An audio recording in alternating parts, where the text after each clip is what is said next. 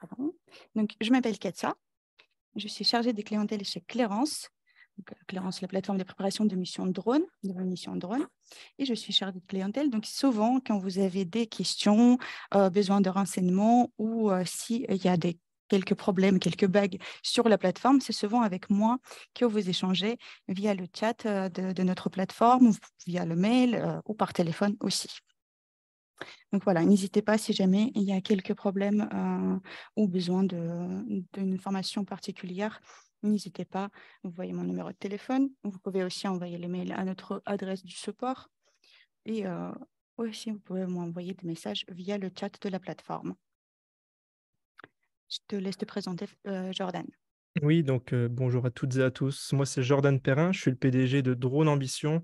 On est spécialisé à la base dans les prises de vue aériennes par drone, vous l'aurez compris, et on s'est très vite orienté sur la rédaction de Manex pour les exploitants, donc que ce soit Manex français ou Manex européen. Et on a un site internet qui s'appelle digital-ambition.fr que vous retrouverez sur la slide et vous aurez une petite partie Drone Ambition si vous voulez un petit peu plus d'informations. Parfait. Oui, donc d'ailleurs, tous les liens que vous allez voir sur cette présentation-là, ils sont tous cliquables. Donc, si vous souhaitez voir encore une fois cette présentation-là, n'hésitez pas et vous allez ensuite pouvoir utiliser plusieurs liens et pas seulement les liens de nos sites. Voilà, c'est juste une petite parenthèse.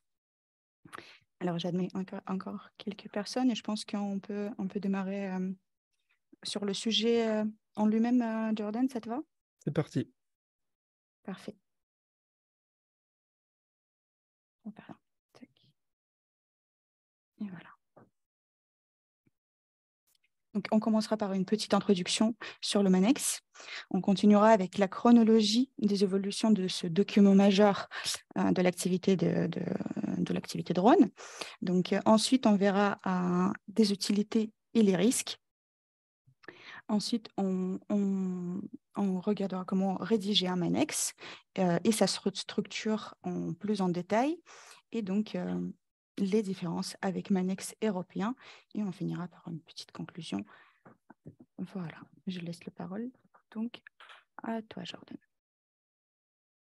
Alors, c'est parti pour l'introduction. Donc, un Manex, qu'est-ce que c'est? Qu'est-ce que ça veut dire? Le Manex, c'est un manuel d'exploitation. Il faut savoir que dans les autres pays de l'Union européenne, on va utiliser d'autres noms. Ce sera plus manuel d'opération, manuel opératif.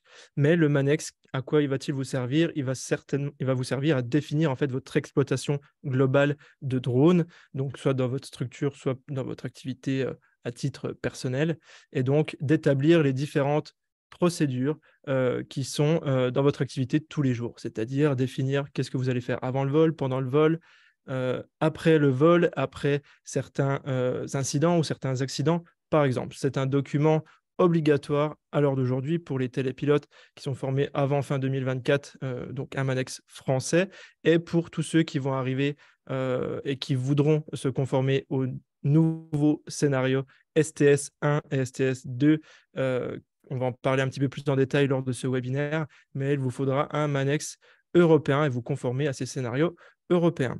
Voilà. Parlons un petit peu chronologie par rapport à ce document qui s'appelait le MAP, le manuel d'activité particulière. Pour tous ceux qui sont plus anciens, ça va vous parler forcément.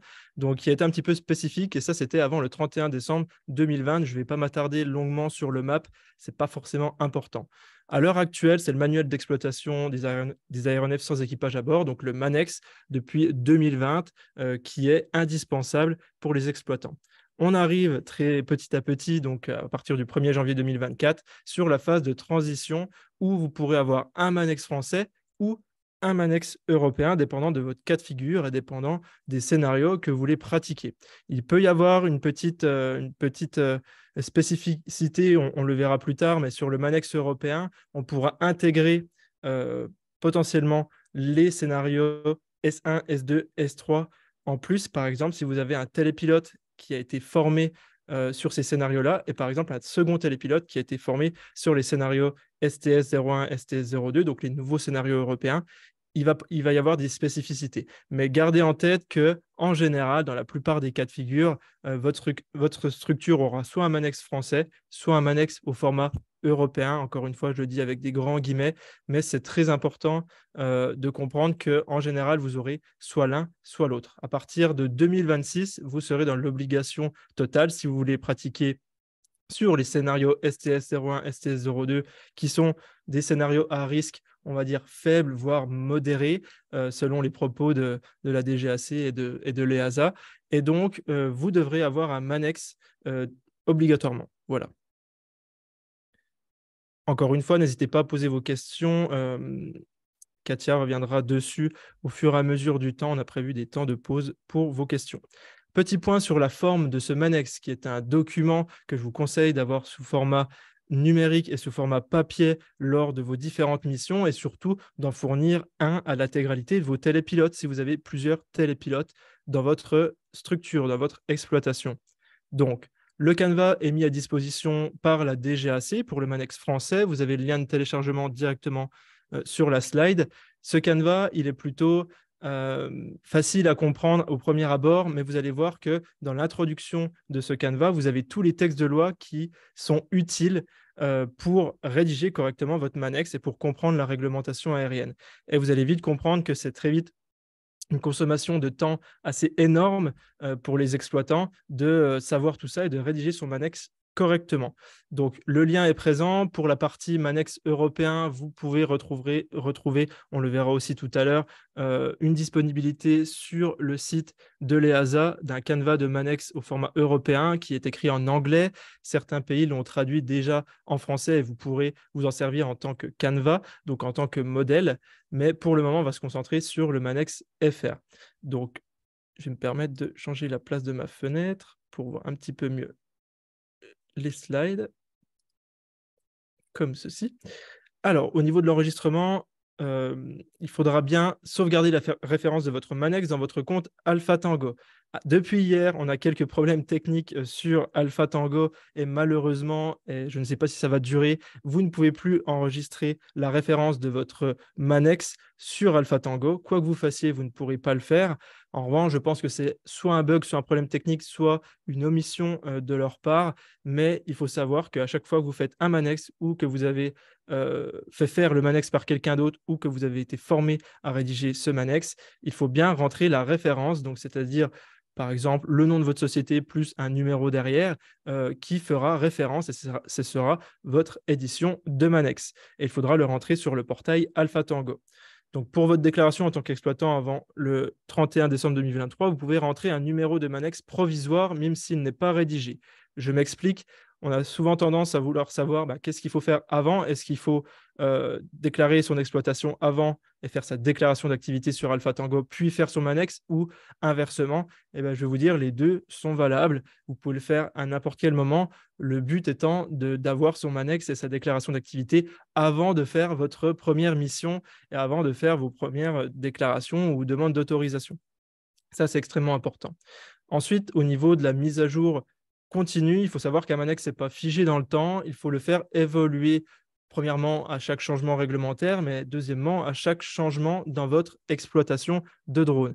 Exemple typique, il y a un nouveau texte de loi qui sort sur un arrêté, avec un arrêté spécifique. Vous devrez bien évidemment prendre en considération cet arrêté et faire une mise à jour.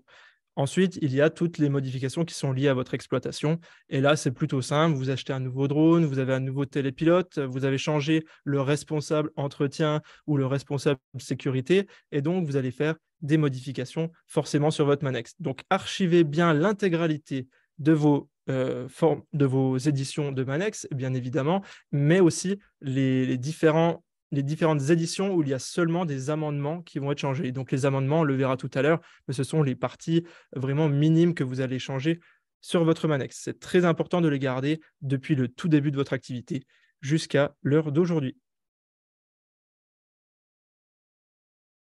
Alors, l'utilité de ce fameux Manex, il permet de détailler les procédures de sécurité mises en place. Pour moi, c'est l'élément le plus important. Pour moi, le Manex, en fait, il fait guise de passerelle entre votre assureur et votre exploitation propre de drone.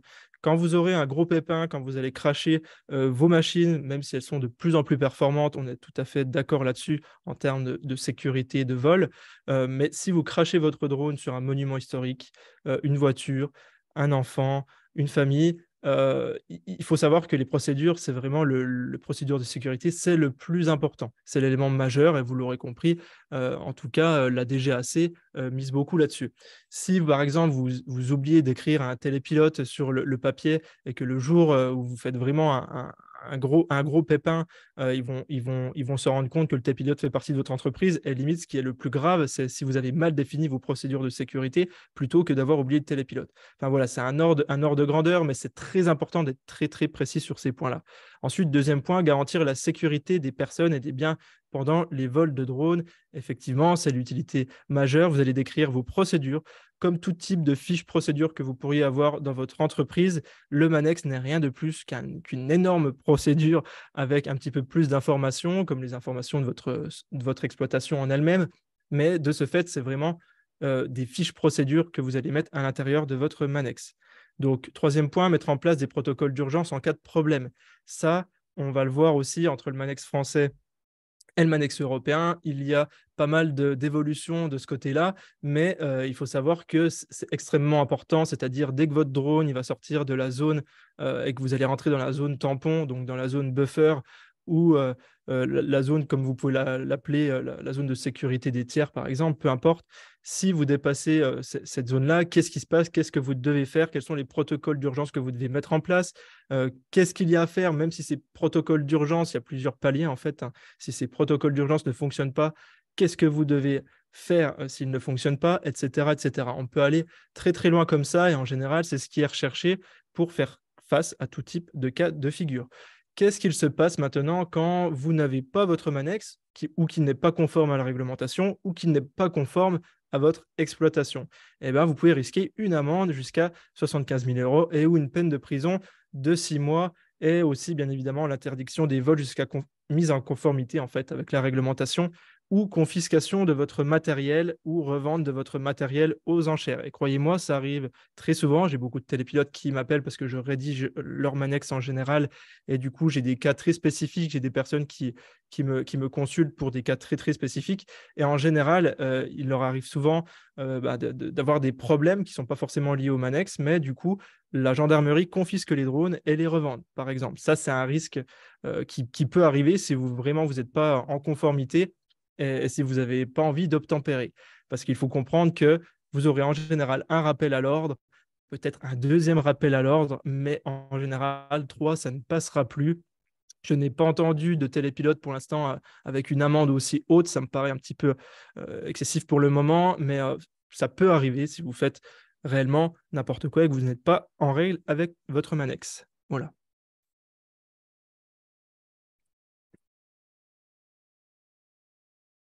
Alors, Katia, tu veux peut-être passer une session de questions-réponses? Ton micro est Donc, coupé. j'ai allumé mon son alors. Oui, donc j'ai vu qu'il n'y avait pas forcément de questions à ce moment-là, mais n'hésitez pas à toujours les poser dans le chat. Par contre, on a deux messages intéressants. C'est donc Georges qui nous dit que c'était vu avec monsieur, j'espère que je prononce bien, Bévillard de la de DESAC, et il n'est plus apparemment nécessaire d'indiquer le nom du Manex et sa version sur Alpha Tango. Ce n'est pas exigé par le règlement européen et donc ça a été supprimé de Alpha Tango. Voilà, on a des Très bien. nouvelles informations. Donc, effectivement, Pierre-André aussi nous précise qu'il n'est simplement plus demandé depuis aujourd'hui de déclarer le nom et la version de Manex. Parfait. OK, merci. Merci à vous. Et on continue donc avec le prochain slide qui est comment rédiger un Manex. Je te laisse la Alors, parole. oui, ça marche, pas de souci. Rentrons dans le vif du sujet. Je tiens à préciser encore une fois que je ne suis pas le grand savant du Manex. J'ai beaucoup d'expérience car j'en ai rédigé plus de 200 à mon actif pour 200 exploitations différentes et j'accompagne et je fais des sessions de consulting. Donc, j'essaye de vous apporter le maximum de choses en vulgarisant au maximum pour que ce soit le plus ouvert à tous. Donc, déjà, première façon de rédiger son Manex, c'est de le faire en autodidacte. Donc, rédaction intégrale par l'exploitant. Les points forts de le faire par soi-même, forcément, c'est que vous connaissez et maîtrisez sur le bout des doigts, comme moi, votre sujet et vous connaissez par cœur la réglementation, vous connaissez très bien votre exploitation et vous savez les principes de base d'une rédaction de ce type de document très spécifique et vous savez faire les mises à jour de ce fait parce que vous avez tout simplement vous-même fait l'intégralité de votre Manex. Donc ça, c'est vraiment les points forts et qui sont vraiment les seuls, parce qu'il y a un gros point forcément négatif, même plusieurs, c'est que ça va prendre du temps, voire beaucoup de temps à faire votre Manex. Alors j'ai eu des cas d'exemple, par exemple même ce matin, il y a une personne qui m'a appelé qui voulait rédiger le Manex chez nous, mais en fait il l'a fait par lui-même et je lui ai demandé, il a mis un peu plus de 3 jours à le faire en intégralité. Donc, en général, on tourne plus aux alentours d'une semaine à une semaine et demie si vous voulez faire quelque chose de vraiment propre et d'avoir un Manex qui reflète votre activité et qui reflète bien évidemment la réglementation. Donc, c'est une perte de temps effective, ça, c'est une certitude. Mais le deuxième point qui est très négatif, c'est l'incertitude de la véracité des informations que vous allez mettre dedans. La personne qui m'a appelé ce matin, elle aura beau pendant 3 jours du coup lire des textes et rédiger son Manex, elle ne saura pas si il est bien rédigé et s'il correspond au principe de la réglementation aérienne. Donc ça, c'est un point très très important. Deuxième chose, comment peut-on rédiger son Manex? Tout simplement en se formant et en étant accompagné par un organisme ou un centre de formation, si vous préférez, en qui vous avez confiance, tout simplement. Si vous avez été formé en tant que télépilote, vous avez certainement un centre de formation de confiance avec vous. Et donc là, vous aurez une connaissance et une maîtrise du sujet que vous allez appréhender beaucoup plus rapidement, forcément parce que vous serez formé.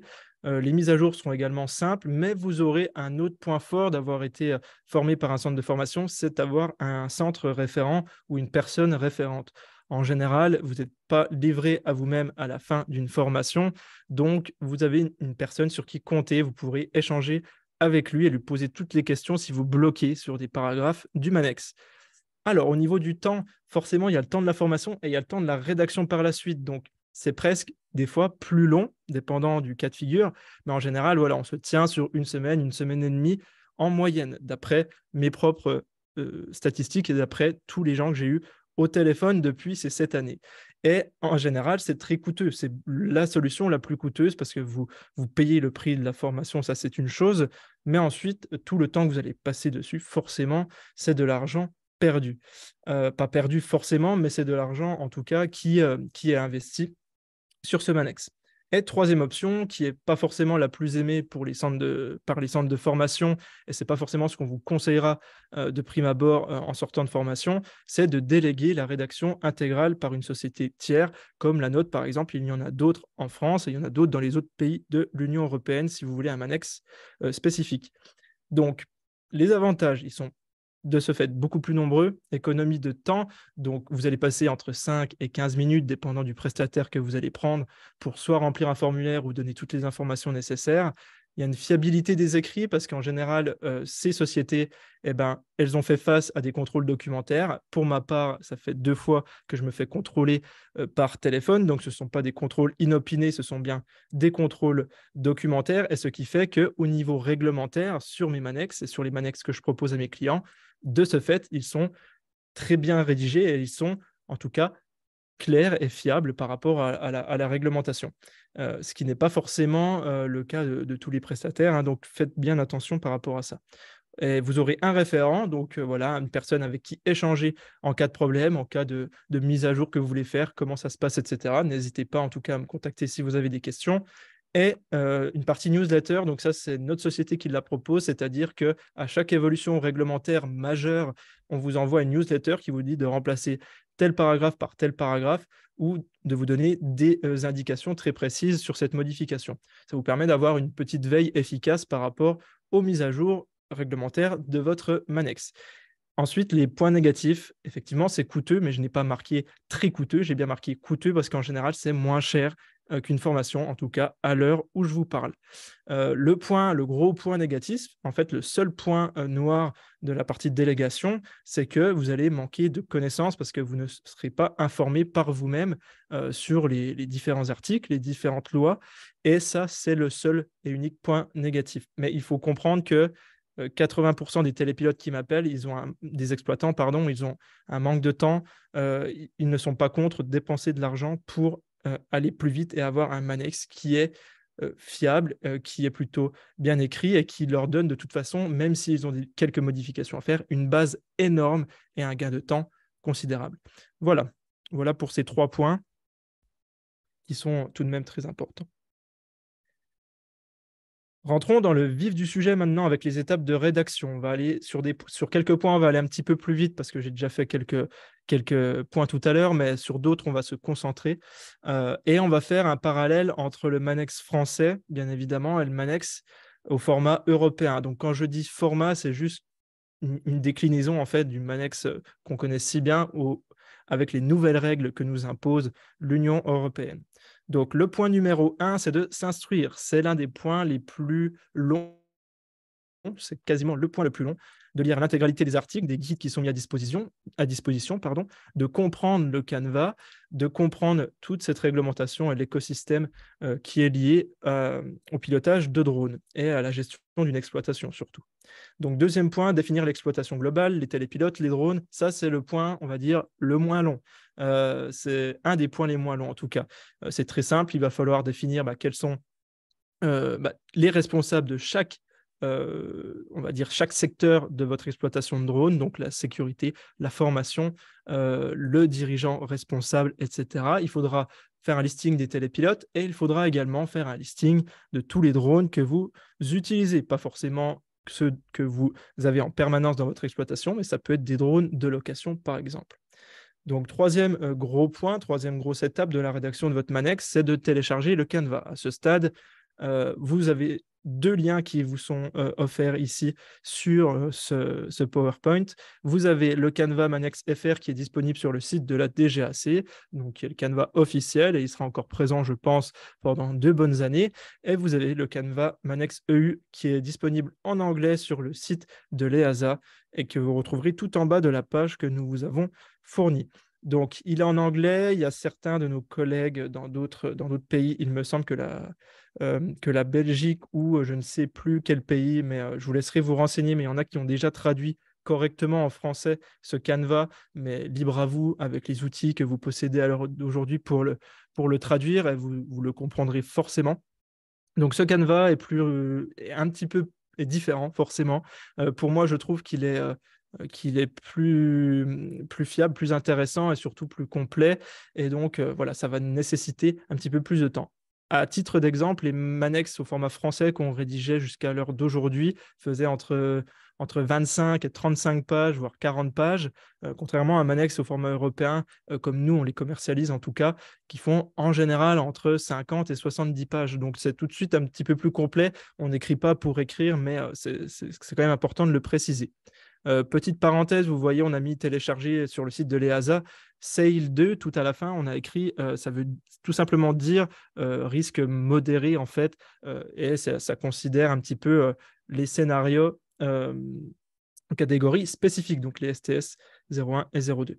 Pour la partie rédactionnelle, donc étape par étape, la partie numéro 4 qui est la plus importante et la plus intéressante, on va faire un point entier juste après. Au niveau du point numéro 5, effectuer des vérifications, intégrer de nouveaux amendements et archiver les anciens afin de les rendre disponibles aux autorités en cas de contrôle. Donc encore une fois, j'ai déjà fait le point tout à l'heure, c'est important d'archiver l'intégralité et d'avoir un format numérique et un format papier lors de vos missions.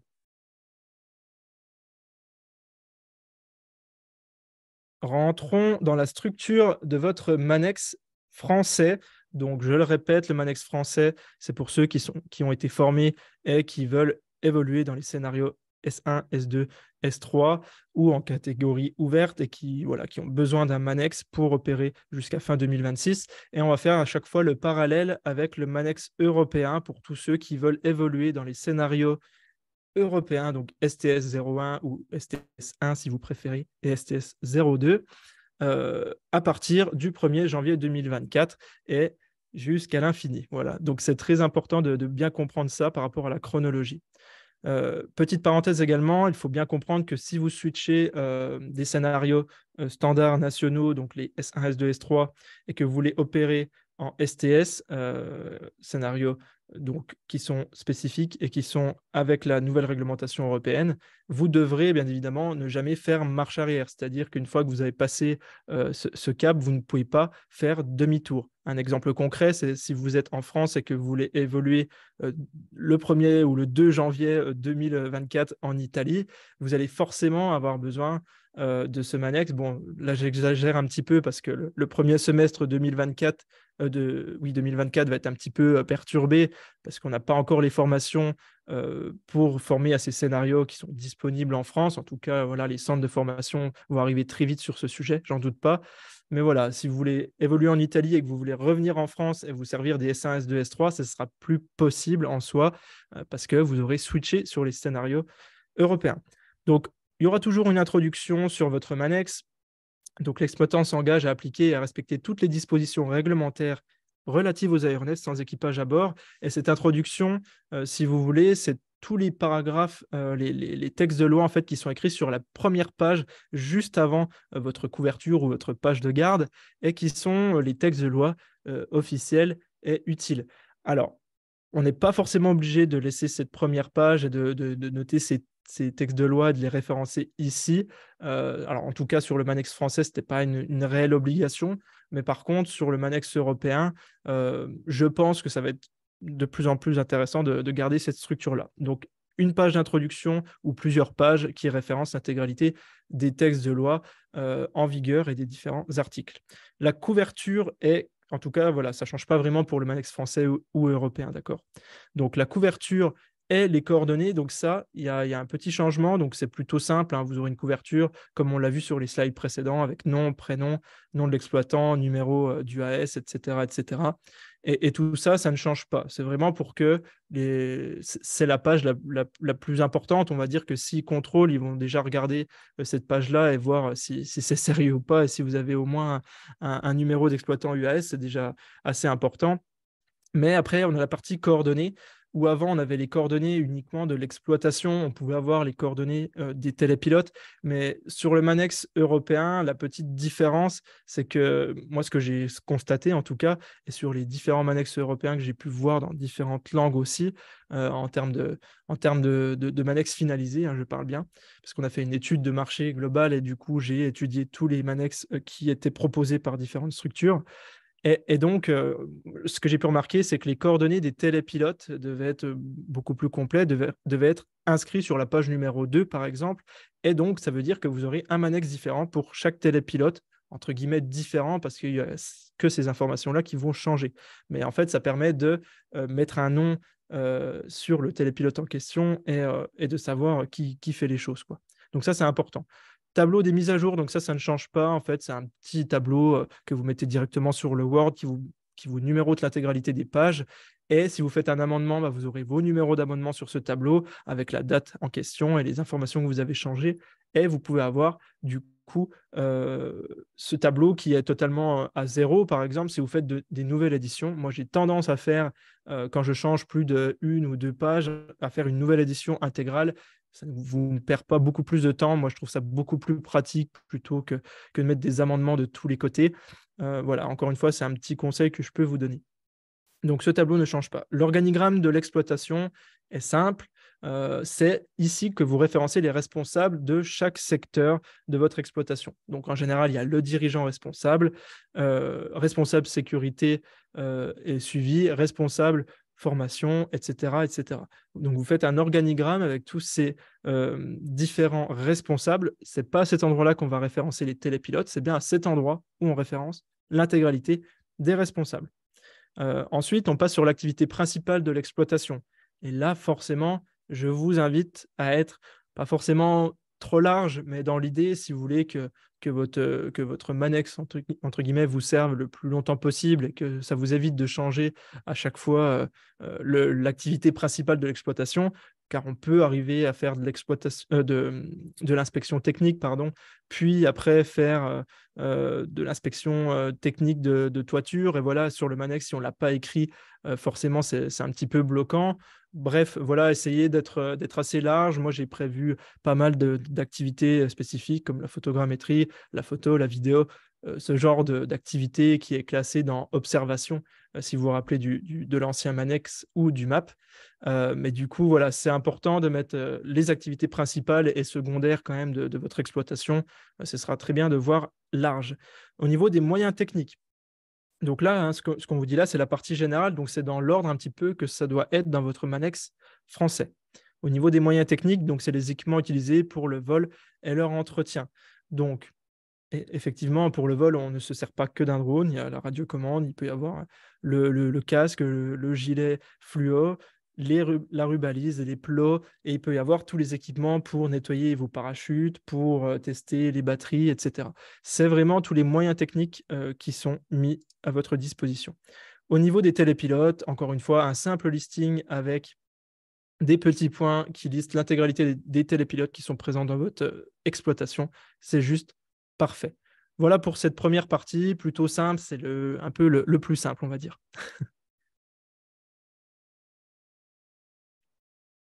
Donc là, on est sur une deuxième partie plutôt intéressante avec le compte-rendu, analyse et suivi d'événements. Je vais essayer de donner à chaque fois des exemples. Le but, c'est de rendre ce webinaire un peu ludique et que vous imaginiez en tout cas les cas de figure.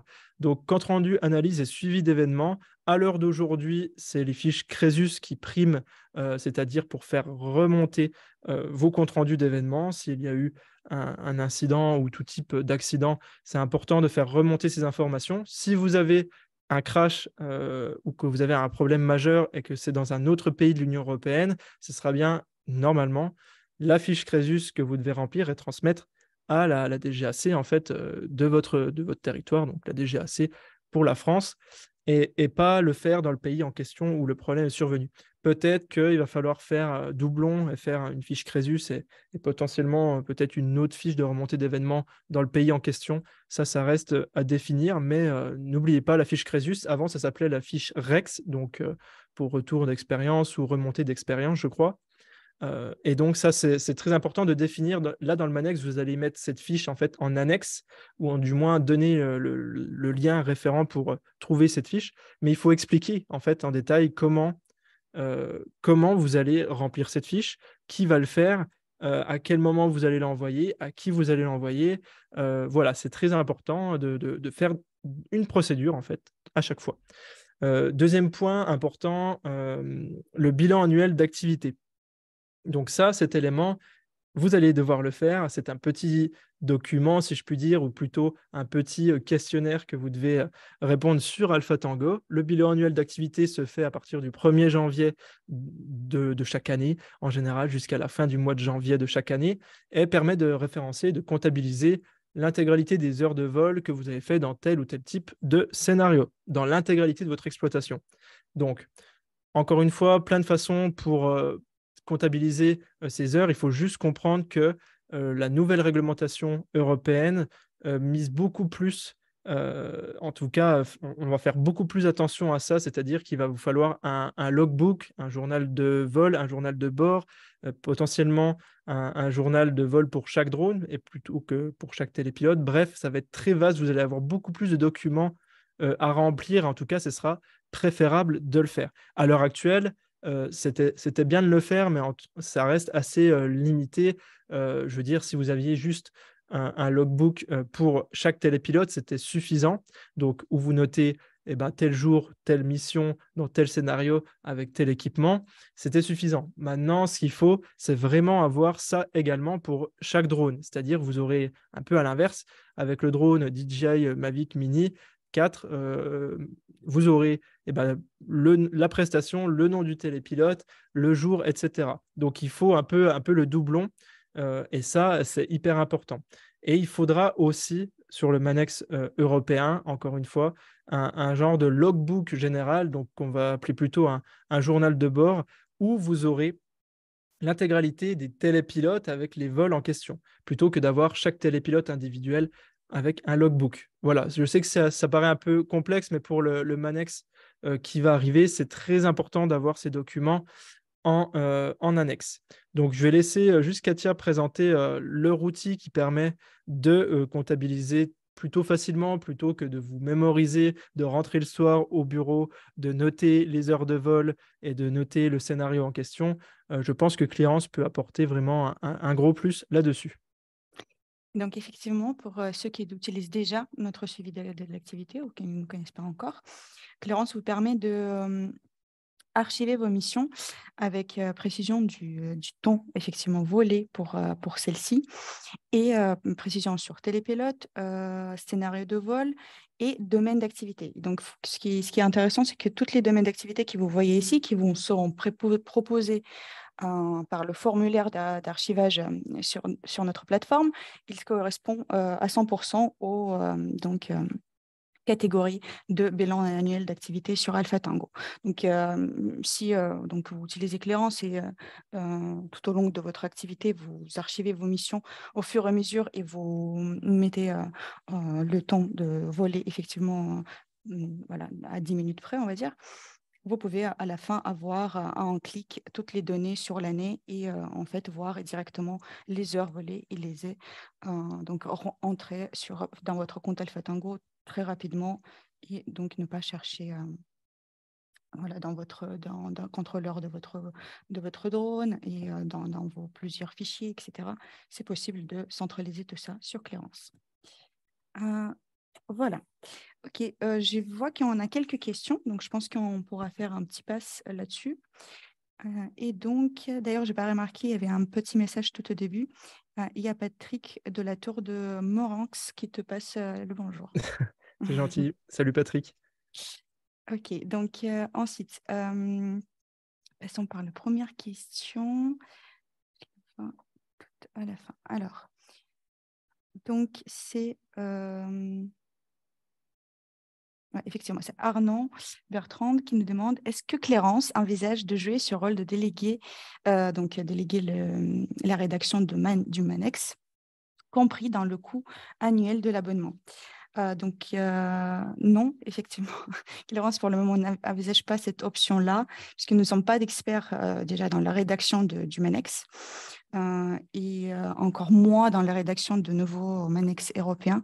Donc, voilà, on préfère de gérer bien les choses qu'on sait gérer, donc les contraintes réglementaires et donc sécurisation de l'espace aérien, mais peut-être ça arrivera un jour. En tout cas, c'est pas prévu pour le moment.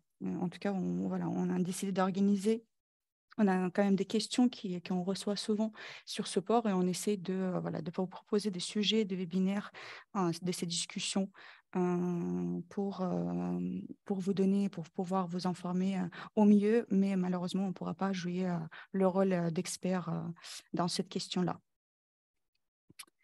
Ensuite, j'ai une autre question de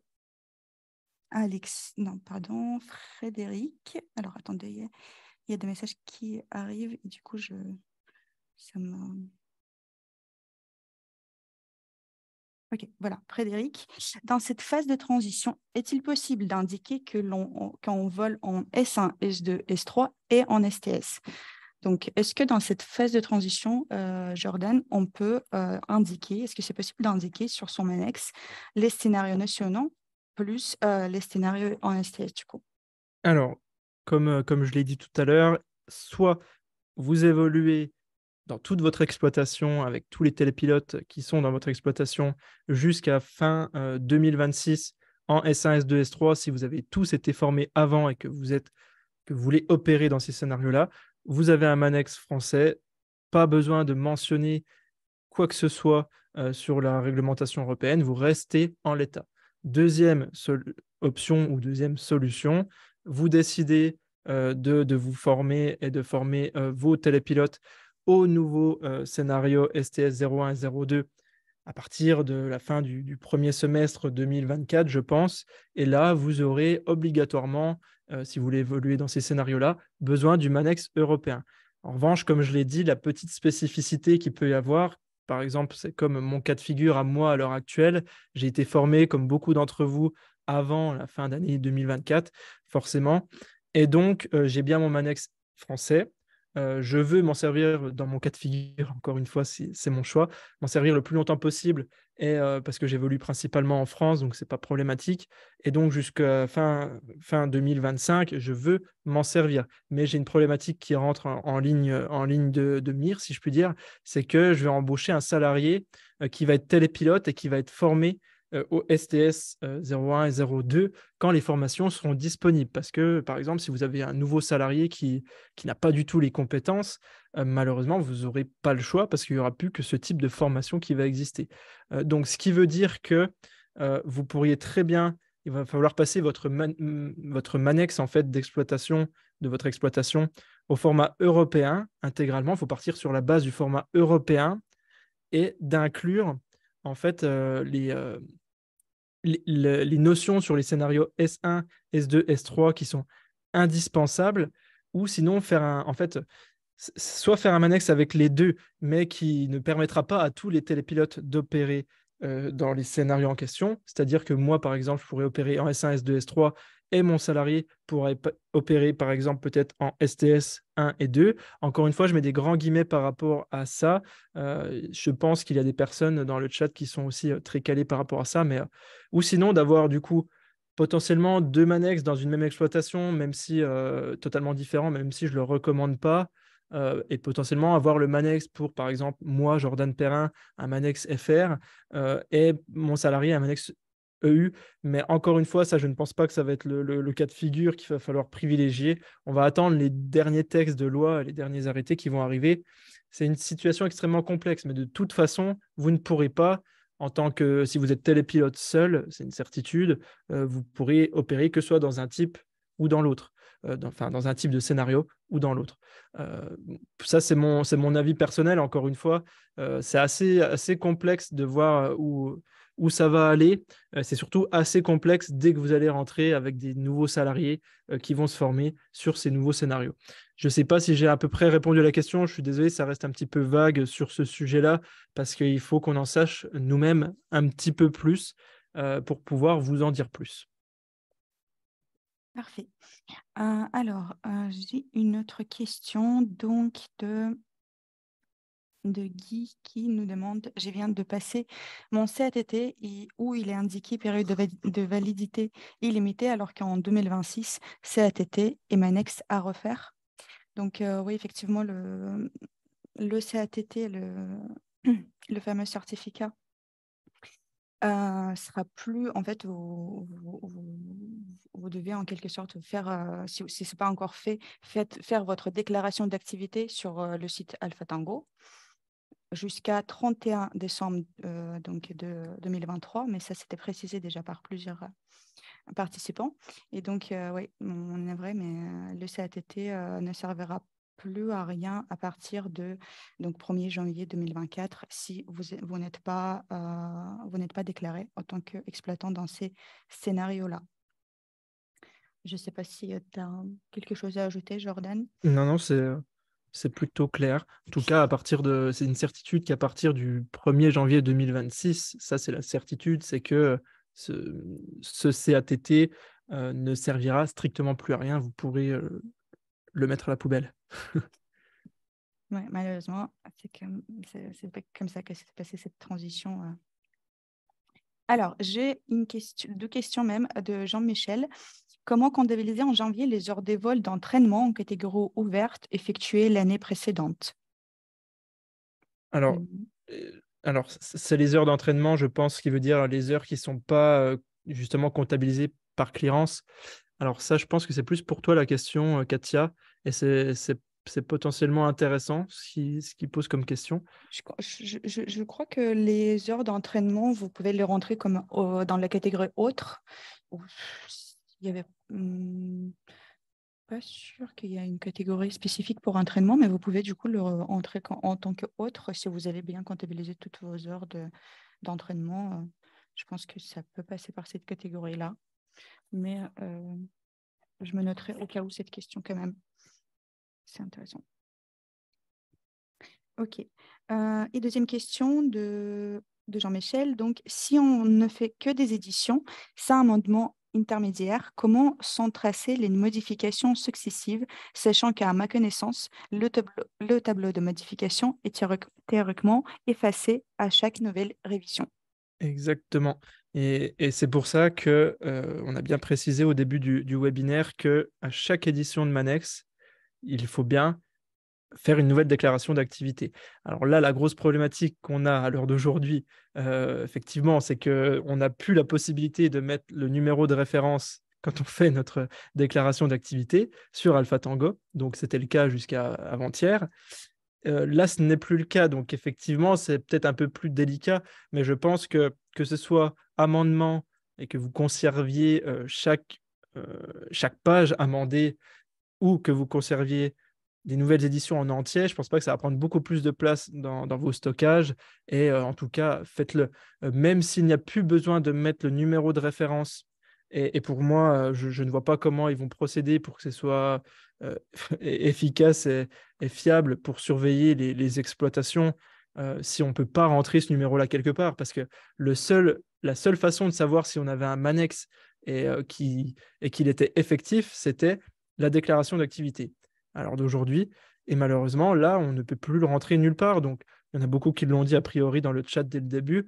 S'il n'y a plus besoin de rentrer ce numéro, ben, je pense que c'est un peu la porte ouverte à du grand n'importe quoi en termes de fraude et surtout en termes de communication de la part de la DGAC et de l'Europe. En fait, le problème, c'est si on a besoin d'un Manex, c'est sûr, c'est bien, c'est écrit partout, mais la personne qui veut vraiment piloter des drones et qui fait ça un peu n'importe comment, qui s'y prend très mal, s'il n'a aucun endroit sur AlphaTango où il y a une petite case qui lui rappelle eh ben, il faut une édition de Manex, enfin, il faut un numéro de référence, bah, je pense que c'est un petit peu la porte ouverte à tout et n'importe quoi, et les gens ne vont encore moins faire leur Manex, en fait, et c'est encore problématique. Je rappelle juste que il y a 70 voire 80%, pardon, des cas de figure que je rencontre un peu tous les jours de personnes qui pilotent et qui exploitent des drones depuis 1, 2, 3, 4, 5 ans et qui n'ont jamais fait de Manex en fait, ou qui ont encore un map, ou qui ont fait un Manex à la volée en une demi-heure. Alors, encore une fois, on est tous passés par là, c'est quelque chose d'un petit peu rébarbatif. Il faut soit le faire, soit se former ou soit déléguer, encore une fois. Moi, je pense qu'une des meilleures options, ça reste de déléguer et de bien lire plusieurs fois son Manex une fois qu'il a été rédigé par la société en question. Et voilà, ça reste quand même extrêmement intéressant. Donc voilà ce que je peux dire sur ce sujet. Ok. Je vois qu'il y a certaines questions qui se répètent ou d'autres questions, d'autre part, qu'on va répondre juste plus tard dans les slides qui arrivent. Donc, je pense que pour cette petite pause de questions, on a fini et on reviendra aux questions au plus vite. Alors, je te laisse la main. Oui, du coup, tu peux passer la slide. Parfait. Alors, on poursuit sur notre structure de Manex français et je vais vous dire qu'est-ce qui change grossièrement sur le Manex européen en vous donnant des exemples. Procédure de préparation de vol. Là, c'est vraiment le nerf de la guerre. C'est l'élément en fait qui va refléter pleinement votre activité, votre exploitation. Donc, les méthodes à suivre avant chaque opération, repérage de la zone du survol, physique ou à l'aide d'Internet, Google Earth ou autre, analyse réglementaire du vol, identification des éléments pouvant présenter des risques pendant le vol, ensemble des documents à fournir lors d'un contrôle. Ça, c'est vraiment qu'est-ce que vous faites avant chacune de vos opérations. Et en général, c'est la partie la plus facile. Vous pouvez très bien inclure Clearance, par exemple, si vous réalisez vos préparations de mission sur Clearance, vous pouvez très bien dire que vous utilisez un outil de préparation de mission sur Internet et, entre parenthèses, mettre Clearance et en mettre peut-être d'autres dans le cas où vous switchez quelquefois entre d'autres plateformes pour des raisons techniques, par exemple, ou de préférence. Et donc, vous pouvez très bien le préciser. Et c'est important de bien préciser que vous utilisez un outil en ligne et de rajouter entre parenthèses plusieurs outils pour ne pas se mettre de frein. Évitez de vous mettre trop de freins sur votre Manex. Voyez serré quand il faut voir serré, entre guillemets, soyez précis quand il faut être précis, et voyez plus large quand il y a pas une nécessité d'être très précis.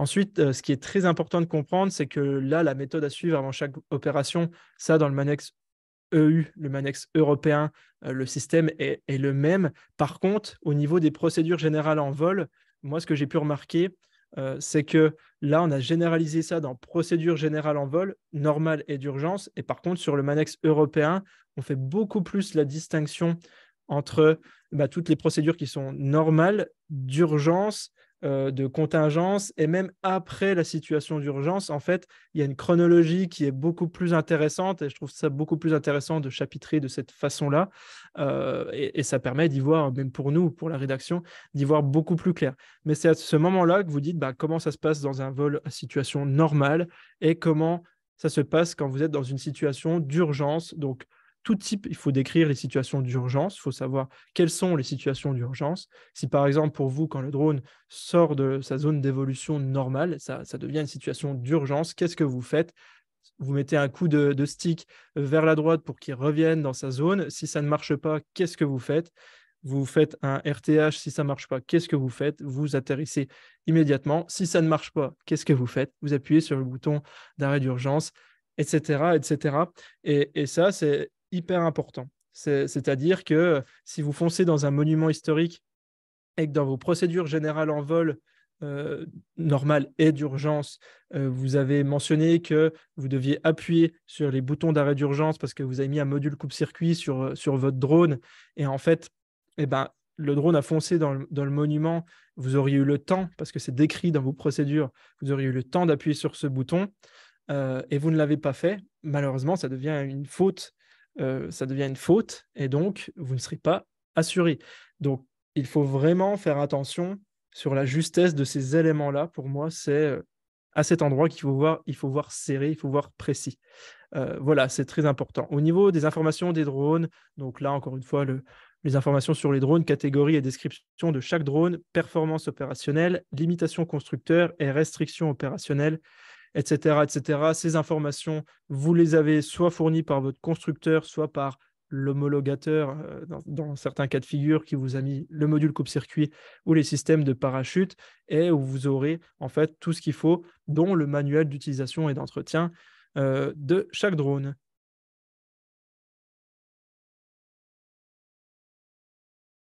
Donc voilà, on a fait un petit point juste sur la structure du Manex français qui, comme vous l'avez vu sur un résumé, comme j'ai pu le faire assez rapidement, ça paraît plutôt simple en l'état. Effectivement, si vous avez très peu ou vous n'avez pas le temps de faire cette rédaction, il faudra trouver une solution alternative. Maintenant, au niveau du Manex européen, on fait un tout petit point ici et on va voir que on a relevé avec Katia à peu près 4 points qui sont importants et qui sont les changements majeurs en fait entre français et européen. Donc, à compter du 1er janvier 2024, donc la deuxième phase de transition vers la réglementation européenne prend effet, autorisant les vols dans les catégories spécifiques européennes en conformité avec les scénarios STS. Donc, je répète bien STS 01 ou est STS 02. Donc, encore une fois, vous pourrez être formé sur l'un ou l'autre, comme à l'époque, vous auriez pu être formé sur le S1, S3 et pas forcément sur le S2. Voilà, c'est très important de le préciser. Donc, le premier point, qui est un point d'importance, le Manex EU inclura désormais la liste des instructeurs dans la partie formation des télépilotes. Je m'explique encore une fois. On avait tout le temps une partie sur notre Manex qui référençait le programme de formation. Donc, que vous fassiez de la formation entre guillemets interne ou externe, comme on peut le dire avec de grands guillemets, vous aviez un programme de formation totalement décrit dans votre Manex obligatoirement. Par contre, sur les Manex français, on n'avait pas forcément le besoin, en tout cas, ce n'était pas demandé, de mettre la liste des instructeurs qui vous ont qui vont potentiellement former. Là, c'est important de le mettre et d'être très précis là-dessus. Et ça, c'est le premier point. Le deuxième point, le Manex doit être mis au format européen à partir du moment où l'exploitant réalise des vols selon les scénarios européens. Donc ce point-là, Katia l'a relevé au niveau de la conférence de la DGAC qui a été fait à l'UAV Show 2023. Et c'est ce qu'on a dit tout à l'heure, c'est-à-dire dès que vous voulez faire des scénarios européens, en tout cas rentrer dans les clous et pratiquer en scénario européen, il vous faudra le Manex au format européen. Petite parenthèse, et on le verra à la fin parce que c'est les questions qui vont certainement arriver, mais je vais déjà vous éclairer un petit peu par rapport à ça. Il y a un gros point d'interrogation sur une chose, c'est toute la partie langage. Quand je dis langage, c'est au niveau des langues. Est-ce que votre Manex, si vous évoluez en France, votre Manex européen va être écrit en français, ce n'est pas une grosse problématique.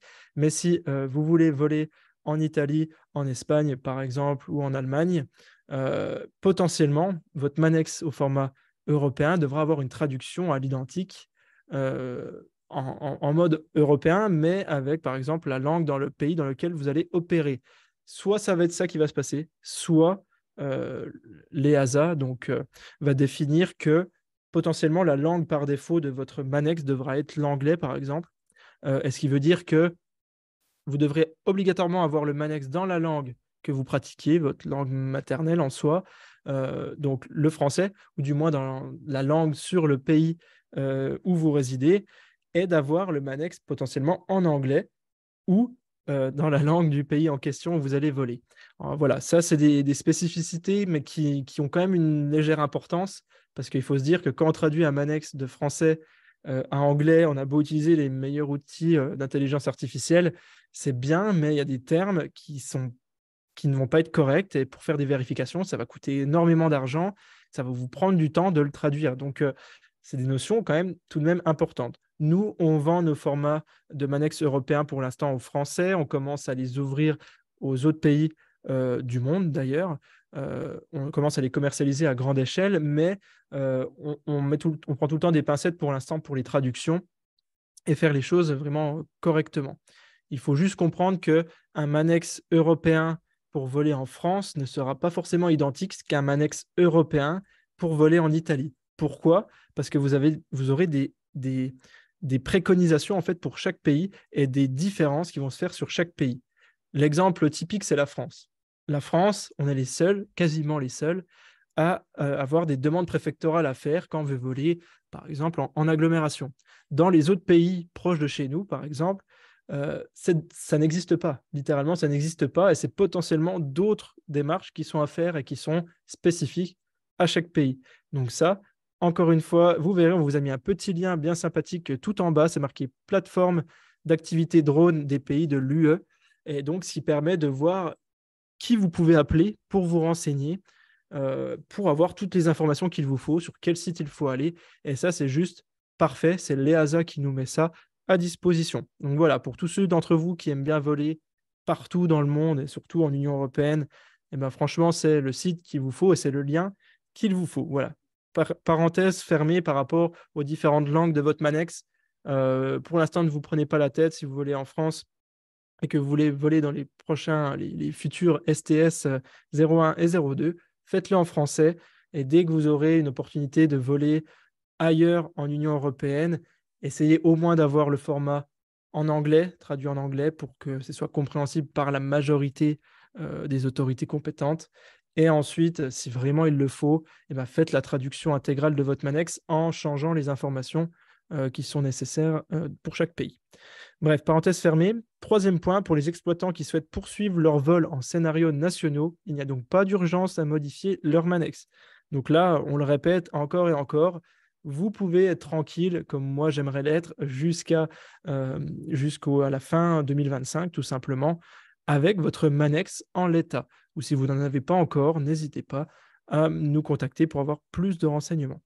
Et dernier point, vous avez le choix entre Manex FR, donc Manex français, avec les scénarios S1, S2, S3, plus catégorie ouverte, entre parenthèses, ou Manex EU, avec les scénarios STS 01 et STS 02, plus catégorie ouverte, encore une fois, entre grandes parenthèses. Et on a mis encore une autre parenthèse, mais on l'a déjà évoqué ce sujet, possibilité de conserver les scénarios nationaux jusqu'à fin 2025, si besoin.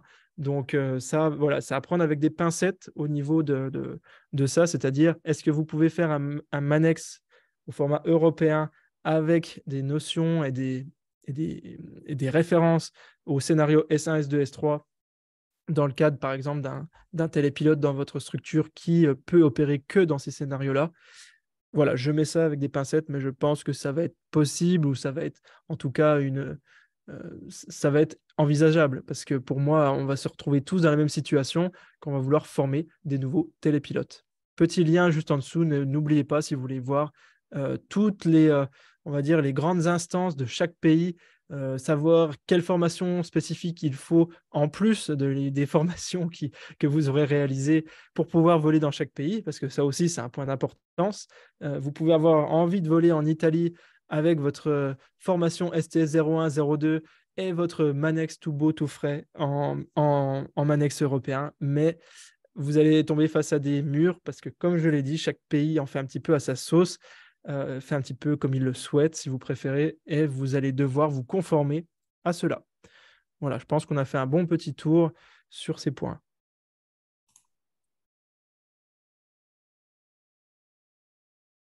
Maintenant, passons à quelques conseils d'experts très très rapides. Après, on aura toute la partie questions-réponses. Donc, n'hésitez pas à poser vos questions tout de suite pour qu'on puisse avoir le temps d'y répondre. On est là, on a le temps en tout cas de vous répondre. Alors, 4 conseils que je peux vous donner. Laissez-vous de la souplesse. Donc, quand on dit souplesse, c'est vraiment de voir un petit peu plus loin, de voir un petit peu plus large, de ne pas se limiter à votre situation au moment T et d'envisager ce qui va arriver plus tard. Par exemple, on a tous mis qu'on délimitait notre zone avec des plots ou de la rubalise. Eh ben, pourquoi ne pas être plus souple et envisager que nos zones sont balisées avec des barrières naturelles. Et ce terme barrière naturelle, moi je l'aime bien parce que c'est vrai que c'est ultra, ultra puissant dans l'idée. Si vous définissez correctement ce que c'est une barrière naturelle, vous vous rendrez compte que n'importe quel de tuyas ou n'importe quel grillage ou n'importe quelle falaise ou n'importe quel élément bloquant est une barrière naturelle en fait. Et donc, c'est ultra puissant d'utiliser ce genre de terme. Bref, restez souple quand il le faut et voyez un peu plus précis quand c'est nécessaire, surtout pour vos méthodes d'urgence. Deuxième conseil, n'oubliez pas votre déclaration d'activité. Quand vous faites un nouveau Manex, normalement, il fallait faire une nouvelle déclaration d'activité. Là, à l'heure d'aujourd'hui, je ne sais que vous dire, malheureusement. Il va falloir un petit peu improviser, mais je vous conseille, je vous conseillerais presque de continuer à faire une nouvelle déclaration d'activité quand vous faites une nouvelle édition. Et comme ça, les dates seront concordantes entre vos Manex et votre déclaration d'activité. Donc, ça permettra voilà, de prouver un petit peu les choses. Mais voilà, ne vous prenez pas plus la tête que ça. Troisième conseil d'expert, intégrez-le à chaque démarche.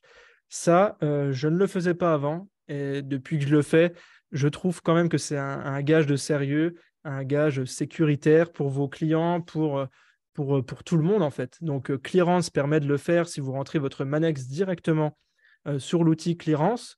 Une fois que vous l'avez, qu'il est bien établi, que vous faites différentes mises à jour, vous pouvez l'intégrer sur Clearance. Et en fait, quand vous allez échanger avec les aéroports partenaires ou échanger avec tout type d'instance, eh ben, vous pourrez tout simplement, en quelques clics ou en un seul clic, eh ben, glisser le Manex dans la démarche. Et ce qui est intéressant aussi, c'est de le glisser à vos clients. Moi, je le fais, je trouve ça bien.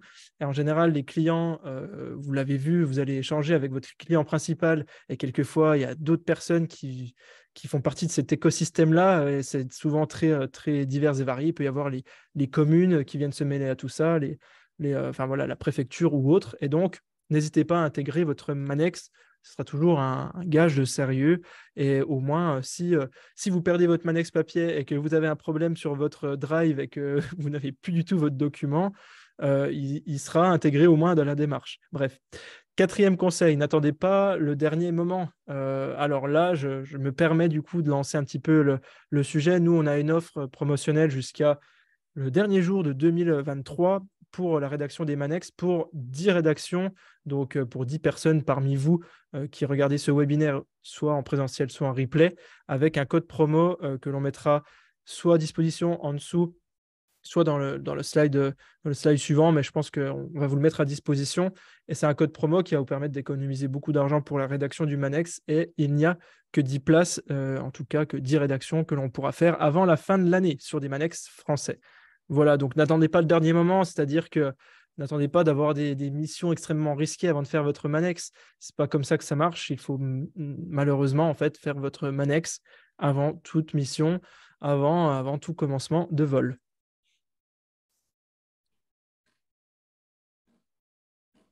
Voilà, donc un petit à propos de ma structure. Donc, on rédige les mannex intégrales pour l'intégralité des exploitants qui nous contactent. Et donc, ça se fait extrêmement rapidement, un formulaire qui vous dure entre 5 et 10 minutes et vous avez un mannex qui arrive dans votre boîte mail directement, sans effort et surtout quelque chose de vérifié et de fiable. Ça, c'est ce que l'on fait tous les jours. On en a rédigé plus de 210 à l'heure actuelle où je vous parle. Et pour l'instant, l'intégralité de nos clients sont satisfaits, comme vous le verrez sur les réseaux et sur Google.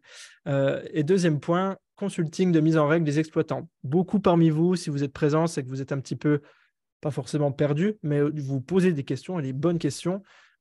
C'est que vous avez besoin d'aide pour être totalement en règle et être sûr d'avoir tous les documents ou être sûr de faire la mission de la meilleure façon qui soit et de ne rien oublier au niveau des démarches.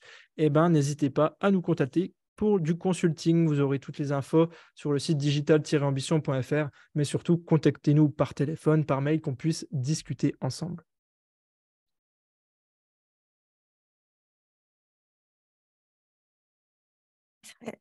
À mon tour, du coup, de présenter Clérance, mais je pense que la plupart des participants nous connaissent déjà très bien. Donc, Clérance, c'est la plateforme de préparation de vos missions de drone. Et donc, ici, on a noté les points, on va dire, les plus importants dans l'optimisation. En tout cas, Clérance peut faire dans l'optimisation de votre activité d'exploitant ou de télépilote, dans votre activité drone, tout simplement.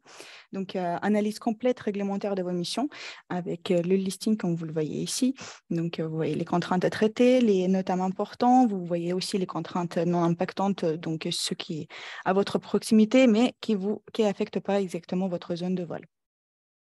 Vous avez les dépôts de demande en un clic pour plus de 50 aéroports partenaires français. On classifie tous les jours les notames pour vous, donc selon 3 catégories, important, non important et intéressant. Donc important, c'est effectivement ceux qui absolument à prendre en considération avant le vol de drone. On a un affichage très clair de ce PIP, donc avec précision de chaque zone, de leur période d'activité, organisme contacté, etc. Outil de calcul automatique de la zone d'exclusion des tiers maintenant qui va s'appeler donc la zone tampon, je crois. Effectivement, vous pouvez, quand vous voyez sur cette capture d'écran, vous pouvez donc en 2 clics faire votre zone d'exclusion des tiers selon la réglementation et ce même outil sera mis à jour avec l'arrivée des scénarios STS et donc vous pouvez tout simplement choisir le scénario sur lequel vous prévoyez voler et les bonnes mesures seront mises en place. Vous avez aussi la possibilité de nous confier la totalité de vos démarches pour une mission. C'est en bouton ici, il est mal visible sur le slide, mais voilà, il y a un bouton sur chaque mission que vous créez sur Clérance. Vous avez un bouton supplémentaire qui vous permet de nous confier la totalité de vos démarches et c'est quelqu'un chez nous qui s'en occupe pour obtenir toutes vos autorisations.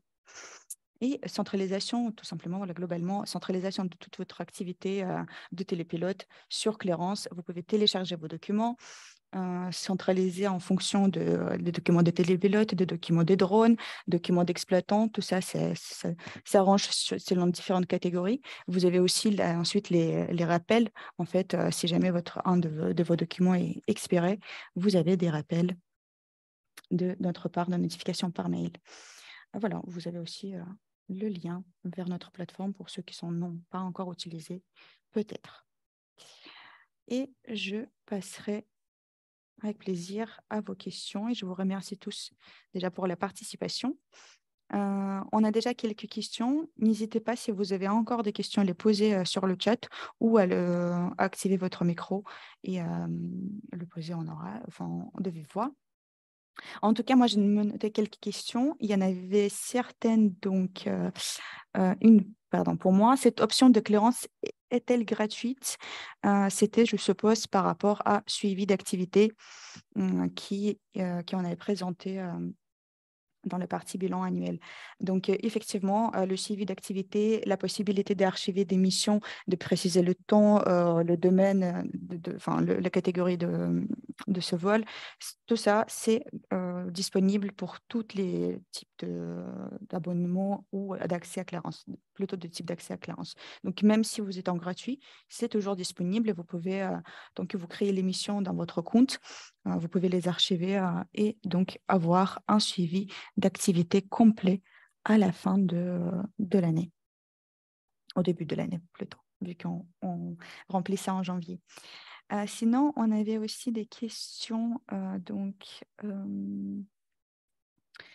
Alors, je vais remonter juste un petit peu. Donc, est-ce que le MANEX français va être figé à partir du 1er janvier 2024, hors changement dans l'exploitation? Alors, pour cette question-là, je pense que non, le MANEX ne va pas être figé, donc vous devez le faire évoluer obligatoirement. C'est-à-dire que si vous avez un nouveau télépilote, que celui-ci a déjà été formé avant 2024, si vous avez un nouveau drone, etc., bien évidemment, vous devrez faire évoluer votre MANEX. Il n'est pas figé en l'état, sinon ce serait un petit peu bloquant pour vous, je pense. Moi, encore une fois, c'est mon point de vue. Il n'y a pas eu de spécifications par rapport à ça sur tous les webinaires, tout ce qu'a pu mettre en place la DGAC. Donc, faites-le évoluer, faites comme si de rien n'était, entre guillemets, faites comme avant, faites-le évoluer à chaque fois. Parfait, merci. Alors, ensuite, une question bien pour toi, Jordan. Combien faut-il compter pour la rédaction d'un MANEX pour une société tiers? Alors, j'ai vu, en tout cas, moi, la concurrence, je la connais plutôt bien parce que du coup, j'ai pas mal étudié. Il faut savoir que la rédaction d'un Manex français, il n'y a pas beaucoup de sociétés qui vous le proposent en l'état, mais on tourne aux alentours de 250 euros hors taxe jusqu'à des fois des prix un peu astronomiques, mais jusqu'à 800 euros hors taxe pour le Manex français. Moi, il faut savoir que mon prix de base, le prix minimum sans l'offre promotionnelle qu'on va vous mettre à disposition, on a 250 euros hors taxe pour la rédaction intégrale de votre Manex. Et donc, ce qui est vraiment peu cher par rapport au temps que vous passez, en sachant que moi, par exemple, mon taux horaire en tant que PDG de ma structure, il se situe plus aux alentours de 300 euros hors taxe de l'heure minimum. Et donc, ce qui veut dire que je devrais rédiger mon Manex en moins d'une heure si je voudrais être rentable sur ce sujet et que voilà, je voudrais faire quelque chose voilà, d'intéressant et d'être rentable directement. Mais ce sera, voilà, c'est totalement impossible, on ne va pas se le cacher. Donc voilà à peu près les prix pour le Manex au format européen. Donc j'ai vu, il y a des gros acteurs qui arrivent sur le marché, dont notre structure qui est présente à ce sujet-là. Les prix partiront de la même base et vont aller un petit peu plus haut au début parce qu'il y en a, ils vont saisir l'opportunité. Il y a des concurrents qui sont là et qui essayent de le vendre depuis 2-3 ans parce qu'au final, il y a eu des changements réglementaires et tout a été repoussé. Donc on était prêt, une structure comme la mienne était quasiment prête à le vendre il y a quelques mois. Là, on est totalement prêt, donc on les commercialise dès demain. Donc voilà pour les prix entre 250 et 700 euros. Si vous tombez sur des prix plus hauts que ça, il faut quand même se poser des questions, sauf cas extrêmement spécifiques où vous faites du vol captif ou que vous faites vraiment de la formation très très spécifique dans votre structure, où là, ça peut nécessiter des coûts externes. Voilà. Parfait, merci, Jordan. Alors, donc là, cette question, j'ai l'impression que ouais, ça s'était répondu pendant, pardon. Alors, les drones loués ou prêtés doivent-ils rester dans le MANEX avec le MUE associé? Je ne sais peut-être pas une abréviation, Manuel j'en suis... d'utilisation et d'entretien. Oui. Ok, d'accord, pardon. Alors, Si on s'en sert plus. ok. Alors, c'est pas très grave parce que je pense savoir où vous voulez en venir par rapport à ces questions-là. Il y a beaucoup de vidéos sur YouTube qui traînent dans lesquelles on vous fournit un numéro du AS d'un drone euh, qui est homologué S1, S2, S3, en tout cas qui peut opérer dans ces trois scénarios-là, pour pouvoir se déclarer avant la fin de l'année en S1, S2, S3 et pouvoir opérer pendant 2 ans sur ces scénarios-là. Donc, effectivement, moi, je ne vois pas d'inconvénient à ça. En tout cas, réglementairement, vous ne pouvez pas avoir de problème a priori. Je mets des gros guillemets parce qu'il y a d'autres personnes qui sont totalement contre ça. Moi, je pense que vous pouvez le faire, en tout cas, si vous voulez enregistrer un drone de loc exprès pour débloquer ce fameux S2 et pour pouvoir déclarer le S2 sur Alpha Tango. Faites-le, il n'y a pas de souci. Alors, pour un drone de location, moi j'ai tendance à dire, si vous le louez très souvent, laissez-le dans votre Manex. Il n'y a aucun risque à ça. Ce n'est pas grave du tout. Le temps que le propriétaire réel a bien référencé le Manex, a bien référencé son drone, pardon, en tant que propriétaire, il n'y a pas de problème. Vous pouvez l'enregistrer de toute façon. Il sera enregistré à deux endroits différents, donc chez le propriétaire et chez le locataire, mais Alpha Tango sait qui est le propriétaire. Donc à partir de là, un drone peut être enregistré sur de 1000, 5000 comptes sans aucun problème. En tout cas, pas de problème technique sur la plateforme. Donc j'ai tendance à dire, si vous en servez souvent, laissez-le. Si c'est une occasion exceptionnelle, vous voulez un M300, je ne sais pas, un drone un peu plus cher et que vous avez besoin que d'une fois et vous en êtes persuadé, oui, mettez-le, puis retirez-le juste après. Pourquoi pas? Et alors, je vais à une question de Grégory. Je vais commencer mon activité en tant qu'exploitant, mais je n'ai pas de Manex. Quel Manex devrais-je avoir dans ce cas? Alors, si je comprends bien, vous avez été formé avant fin 2024, donc dans quelques jours. Si vous avez été formé avant, il vous faudra. C'est pas forcément le bon terme, mais moi je vous conseille d'avoir le Manex, de rester sur le Manex français, d'utiliser encore et toujours les bons vieux scénarios S1, S2, S3, qui sont pour le moment un tout petit peu plus clairs, on va dire, que les futurs scénarios, et où il y a la permissivité, entre guillemets, c'est-à-dire que pour le vol de drone FPV, c'est beaucoup plus permissif sur les scénarios standards nationaux, donc S1, S2, S3, plutôt qu'avec les nouveaux STS. On l'a vu, beaucoup de youtubeurs en parlent, ça va devenir impossible à partir de 2026 à voler en drone FPV pour de la mission professionnelle, entre grands guillemets, avec une activité commerciale, on va dire. Donc, voilà, j'ai perdu un petit peu le fil, Katia. Est-ce que j'ai répondu à la question? Oui, oui, je Ça pense marche. que c'est ouais, effectivement, j'ai de même avis. Si vous êtes en fait titulaire de CATT, effectivement, si vous restez sur les scénarios nationaux pour le moment, il vaut mieux partir sur Manex français, je pense. Mhm. Donc, ouais, ici, on est bien d'accord. Ok, je crois que j'avais donc pris les questions, en tout cas les plus importantes, qui me semblent. Alors, est-ce que j'ai pas loupé parce quelques-unes? C'est peut-être bien. Alors, comment voler dans un autre pays européen en 2024 avec un Manex français, puisque la norme sera européenne ou alors en catégorie ouverte? Alors, vous ne pouvez pas voler dans un autre pays. Si vous êtes enregistré en tant qu'exploitant en France, vous ne pourrez pas voler dans un autre pays de l'Union européenne si vous n'avez pas de Manex européen. Ça, c'est totalement infaisable et interdit. Donc, voilà, la réponse est plutôt, plutôt claire et directe. Ouais, donc, ouais, ici, vous avez seulement la possibilité catégorie ouverte. Donc, si vous possédez effectivement Effectivement, oui. un 2 ou un 3, là, il y a le moyen. Mais dans ce cas-là, vous n'avez pas besoin de Manex parce que vous serez en catégorie ouverte. Donc, ici, ce serait plutôt pour la deuxième option. Donc, OK. J'ai vu que, enfin, j'ai pas vu que tu étais déjà répondu par un des participants. Bon, c'est pas grave. Ils sont très Euh, réactifs. ouais, c'est bien actif, c'est très bien. Exploitant déclaré un scénario standard national avec un drone inscrit sur Alpha Tango. Puis-je ajouter un autre drone à partir de 1er janvier 2024? Vous pourrez obligatoirement toujours ajouter un nouveau drone. Ça, je vois pas pourquoi ça bloquerait. De toute façon, si vous êtes encore sous les scénarios S1, S2, S3, vous pourrez faire comme vous le faites depuis plusieurs mois, plusieurs années, en fait. Il n'y aura pas de changement majeur. La seule chose qui vient de changer, en fait, c'est tout simplement qu'on ne peut plus mettre la référence de Manex sur AlphaTango. Mais à part ça, l'interface a légèrement changé. Vous avez des nouvelles croix que vous pouvez cocher pour déclarer que vous voulez faire des nouveaux scénarios européens. Mais sinon, ne changez pas vos façons de faire. Il y a aucune raison que ça ne marche pas.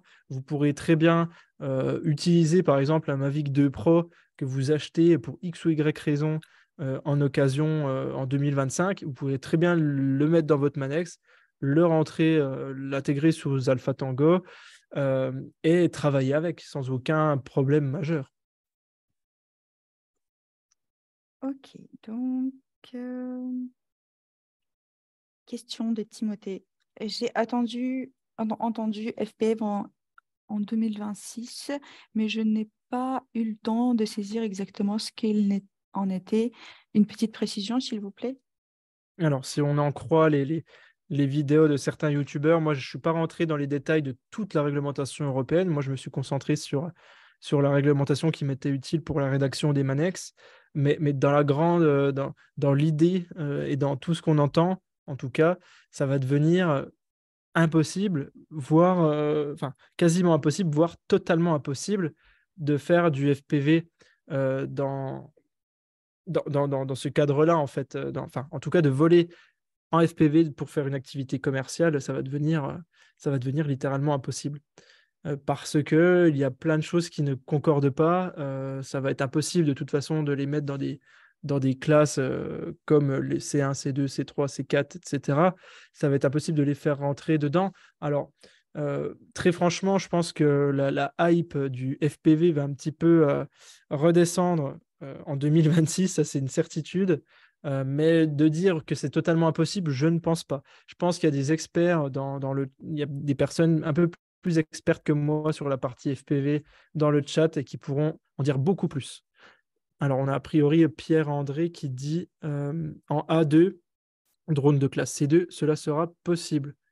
Donc, il faut que le fabricant soit dans les règles, c'est tout. Effectivement, c'est souvent le gros problème, c'est que, par exemple, jusqu'à l'heure d'aujourd'hui, on va dire que tous les pilotes FPV que je connais, que je côtoie, me disaient que c'était quasiment déjà impossible de base d'être dans les clous pour faire des missions à but commercial en FPV. Et la plupart d'entre vous, même en FPV, n'ont pas de copilote. Et ça, c'était une des règles majeures parce que vous avez un casque sur la tête et donc vous n'avez pas votre drone à vue pour piloter. Donc, on va dire que je pense que ça complique davantage les choses. Cette nouvelle réglementation européenne contraint vraiment l'utilisation des drones FPV et c'est pour ça que les gens vont fuir de l'Union européenne pour faire leur vol en FPV et aller vers d'autres horizons. Mais je ne peux pas en dire plus, je ne peux pas dire si ça va être totalement très difficile ou est-ce que ça va être un petit peu faisable. Parfait. Ok. Une autre question de Guy. Pour être prêt pour lancer mon activité en 2024, il me faut être déclaré exploitant, avoir ma société et mon annexe? Alors, alors Guy, si tu es formé, si tu es déjà formé, que tu as fait ta formation pratique et que tu as ton examen théorique, c'est tout simple. Il te suffit plus que de te déclarer en tant qu'exploitant sur Alpha Tango, scénario S1, S2, S3, d'avoir une machine du coup qui est apte et qui est homologuée pour faire du S2. Comme ça, tu déclares bien S1, S2, S3. Tu devras avoir ta société effectivement. Alors, tu peux avoir une auto-entreprise comme une société, d'accord, avant cette date pour pouvoir le faire, et tu devras avoir ton Manex pas forcément à cette date-là, mais tu peux le faire plus tard. Donc là, ce qui est urgent pour toi, très clairement, c'est de créer ta société. C'est le premier point. Après, euh, une fois que tu as créé ta société, tu déclares ton exploitation et tu fais ton Manex ensuite.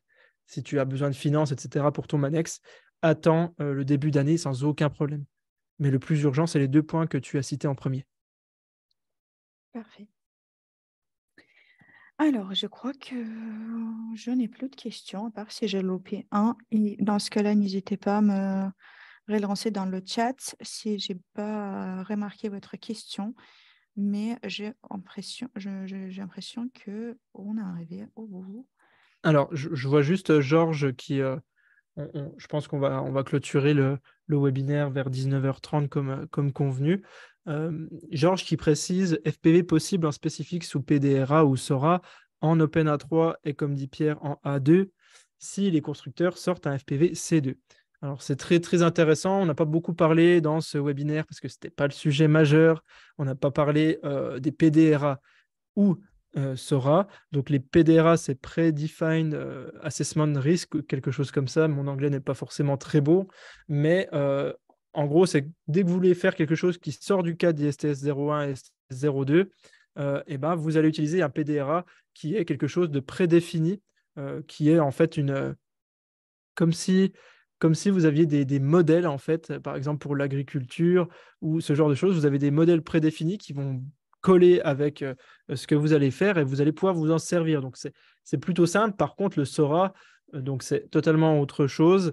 Là, le SORA, c'est une étude de risque que vous devez faire, qui est quelque chose de très sérieux et en fait, qui va permettre de prouver aux autorités que ce que vous allez faire avec votre machine est totalement sécuritaire d'un point de vue sécurité et d'un point de vue réglementation.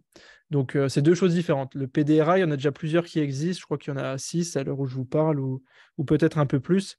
Et c'est d'ailleurs comme ça qu'on peut utiliser nos anciens drones euh, dans des classes, en fait, dans des classes de drones pour des drones non classés. Il me semble qu'il y a, voilà, par exemple, si on utilise un Mavic 2, il est dans une classe spécifique, même s'il n'a pas la petite, le petit autocollant dessus avec la classe et le numéro. Ça, c'est des PDRA qui existent, il y en a plusieurs, et ça peut être hyper intéressant si vous en avez l'utilité, encore une fois, pour des missions très spécifiques. Alors, je vois Jean-Michel, je me permets, Katia, Mhm. du coup, de prendre les derniers qui arrivent. Je pense que le SIRET est nécessaire pour facturer, mais n'est pas un prérequis pour se déclarer exploitant. Oui, Jean-Michel, je pense également, hein. Il me semble pas, moi, ça fait tellement longtemps que je me suis déclaré sur Alpha Tango. Il me semblait qu'il fallait que j'ai mis un numéro SIRET quelque part, mais c'est vrai que c'est pas l'élément majeur, hein. On est tout à fait d'accord, mais je pense que c'est quand même important qu'il le fasse rapidement. Je ne savais plus sur Alpha Tango s'il fallait le faire ou pas. Alors, un dernier message. Pierre-André qui dit à tout le monde, pour rappel, une structure juridique n'est obligatoire que si tu factures quelque chose. C'est exactement le cas. Mais ce n'est absolument pas un prérequis pour déclarer une exploitation. Le MANEX, lui, est censé être rédigé avant la déclaration d'exploitation. Il est censé, effectivement, Pierre, être rédigé avant. Euh, je vous avoue que 100% de mes clients, forcément, ils le rédigent après. Et il y en a qui le rédigent 7 ans plus tard, voire 10 ans plus tard. Mais encore une fois, il faut être conscient un petit peu de ce qu'on fait. Il faut être conscient que si on ne va pas tous dans le bon sens, au bout d'un moment, eh ben, ça va aller du mauvais sens au niveau des réglementations qui vont nous être imposées. Donc, essayons de faire les choses bien et de ne pas faire nos têtes de mule à la française sur ces sujets-là. Et de faire, voilà, d'essayer de se mettre un petit peu dans les clous, d'être conscient du risque pour les personnes, mais d'être conscient du risque pour soi-même. C'est ça qui est extrêmement important. Alors, deux petites nouvelles Message, questions oui. sont arrivées, je pense. Ouais, je pense qu'on va Tu veux s'arrêter tu veux là. les prendre, Katia? Euh, non, je pense que Georges, c'est toujours dans le sujet donc numéro de série. Donc, c'est juste un message, encore une fois, à tout le monde. Ok. Une auto-entreprise est une personne physique. On peut créer un compte Alpha Tango en tant que personne physique et rajouter le siret de l'auto-entreprise lorsque elle est créée. Oui, je crois qu'il y a un message de Did Joël juste en dessous Oui, qui est intéressant. je vois ça aussi. Alors, je le voyais. Alors, je suis amateur, bien que ayant le CATT. Je suis régulièrement réquisitionnée pour voler avec mon Mavic 2 Pro par la gendarmerie pour voler en agglomération et parfois en campagne. Aucun m'annexe à ce jour. Simple appel 10 minutes avant pour info sur ligne, je suppose, des Des sacs. sacs. Qu'en pensez-vous? Qu'en pensez-vous? Alors, Did Joël, c'est tout à fait normal, hein, parce que de toute façon, tu es dans ton cadre à toi et la gendarmerie et la police et d'autres institution, on va dire, nationale de l'État, c'est totalement différent. Enfin, le cadre n'est pas du tout le même. Effectivement, il n'y a pas forcément de Manex, c'est des documents spécifiques.